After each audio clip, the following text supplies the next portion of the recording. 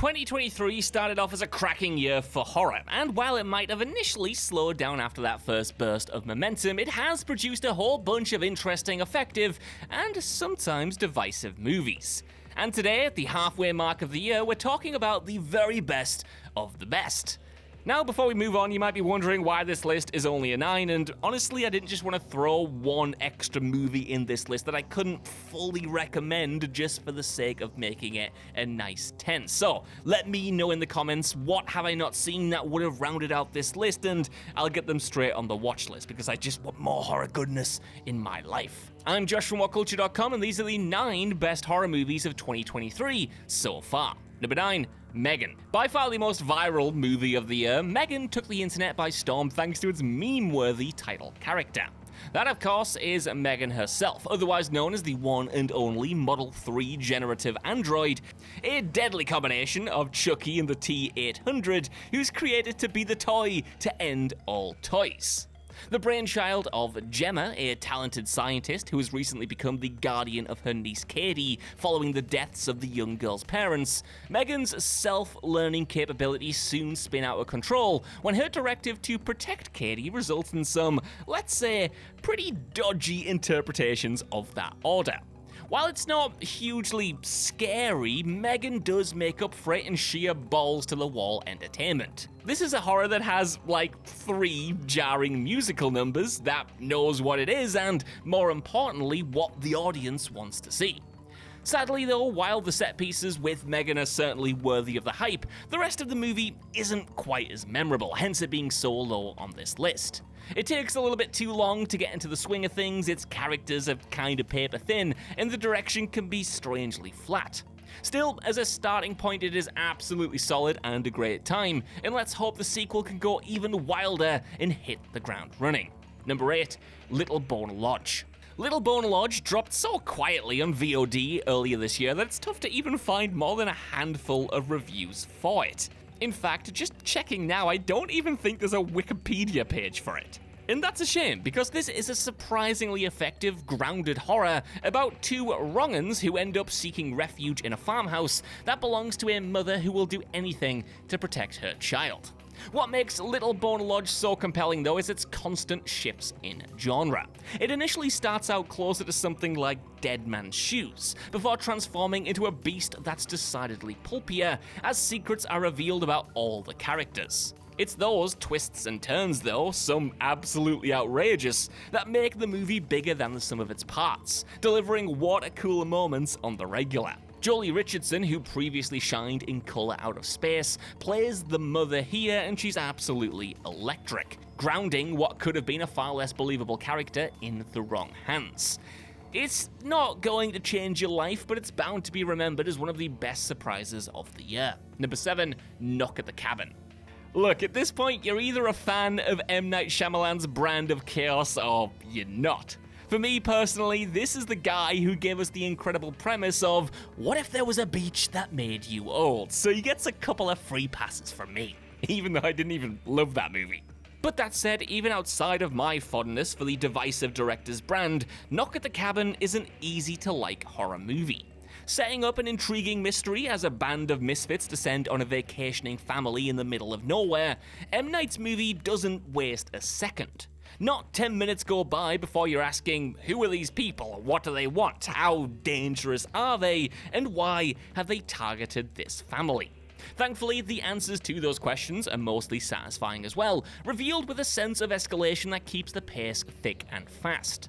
And that's a little bit surprising, because this ultimately is a chamber piece through and through, confined to a handful of characters and one location, that of course being the titular cabin. Those characters as well are so well drawn and well played, especially Dave Bautista as a strangely warm villain, that it all works, while Shyamalan's moody camera work keeps the tension high. Like a lot of the director's work, there is admittedly a lot of wonky dialogue in there, but it works more often than it doesn't and functions as a showcase for everyone involved. Number 6, Ennis Man. Horror is maybe the most divisive genre there is, and there isn't a movie on this list, and unlikely to release all year, more divisive than Ennis Man. An experimental folk horror movie that features barely any dialogue, this is a vibes film through and through. Though there is a plot, it's entirely abstract and interpretational, as we follow a woman in the 1970s stuck on an island while increasingly going mad. In terms of atmosphere and, again, vibes though, Ennis Man has you covered in spades. It looks absolutely gorgeous for one, with director Mark Jenkins' 16mm footage and compositions, crafting striking horror images at every turn. Throw in sound design that's just a little surreal and you're left with a waking nightmare. One that you might not be able to fully piece together, sure, but one that succeeds in making you feel that little bit unnerved. With all that in mind, Ennis Man, in all of its abstraction, kind of plays like a 90-minute version of the cursed videotape from The Ring. It's something that doesn't make sense, but feels as though it has ghosts living inside of it. Number 5. Skinnamarink. From one experimental divisive horror to another, Skinnamarink boasts a lot of the same strengths and, if it's not your thing, weaknesses as Ennis Man, only swapping out the vast natural expanse of an island for a claustrophobic suburban home. Another abstract plot that follows two kids who become trapped in a house that's constantly changing shape and structure, Skinnamarink demands a lot from its audience, not least because for the majority of the movie, it's not even clear what the images are you're looking at. They're framed in such a weird way. But that's part of its unsettling atmosphere, and the grainy cinematography again gives it the feeling of a cursed tape, one made to be watched on a laptop screen at 2 AM in the dark. However, unlike Ennis Man, Skinnamarink has more pronounced scares. One standout sequence taking place in a bedroom being particularly terrifying, and a more oppressive tone, paying off its slow burn and rising tension with quick payoffs.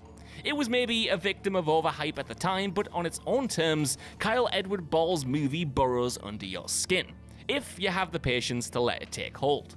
If you've ever wanted to re-experience the feeling of what it's like to be a kid walking around your home at night in the dark, well, this is it. Number 4, Huesera the Bone Woman. The best reviewed horror movie on this list is Huesera the Bone Woman, and in terms of pure frights, it gave me 2 of my favorites of the whole year so far.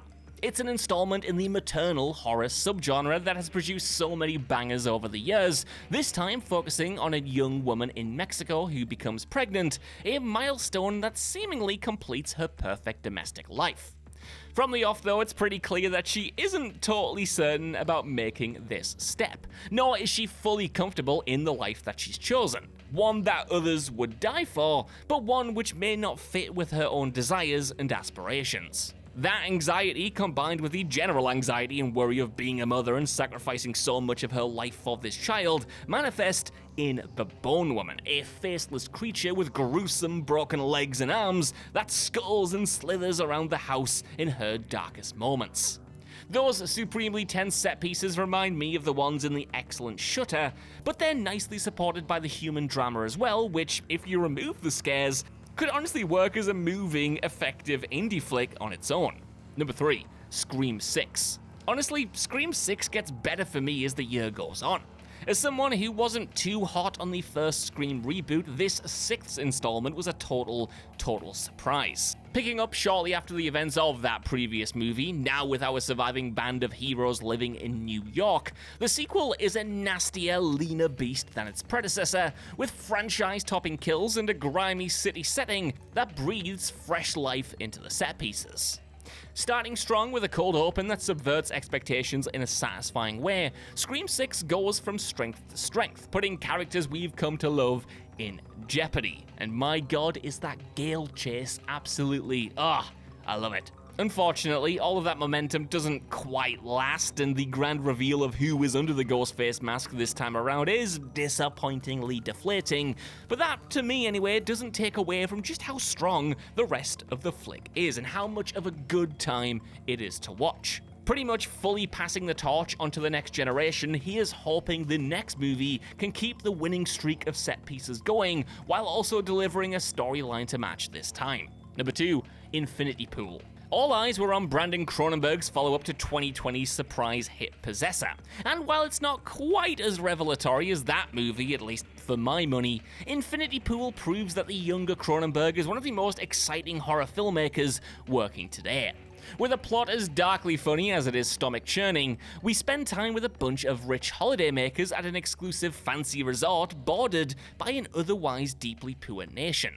Without revealing too much, and I really don't want to because the surprises here are great, let's just say that this country has one odd law in particular which completely transforms the lives of our characters. Mia Goth now has had an excellent year, and she's devilishly good in this movie.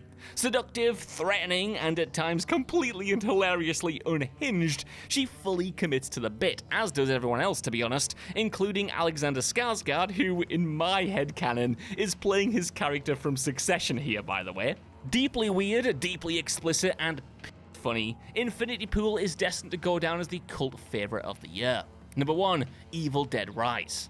At this point, Evil Dead might be the most consistent horror franchise out there.